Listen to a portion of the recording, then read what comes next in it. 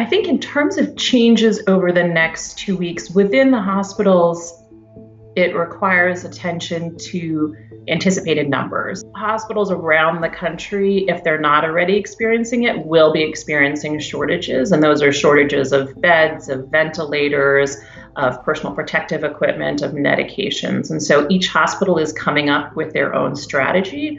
Some of those include really innovative ways to reuse personal protective equipment. So, for example, the N95 masks, people are exploring different ways to decontaminate those.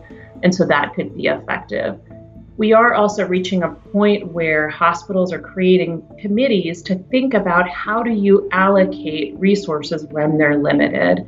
And so unfortunately, we might reach a situation where we say there's only X number of ventilators, and who gets those ventilators if we have more people that need them than we have ventilators available. What hospitals are doing is they're removing those ethical decisions from an individual provider.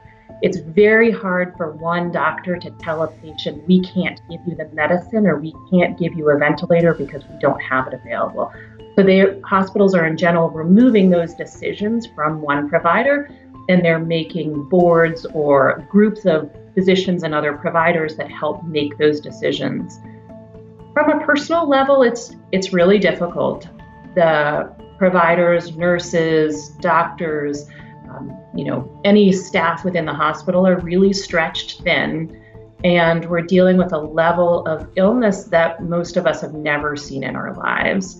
And so it's both difficult, and at the same time, it's been an amazing time because we're seeing incredible levels of collaboration and people working really hard for a sort of unified cause.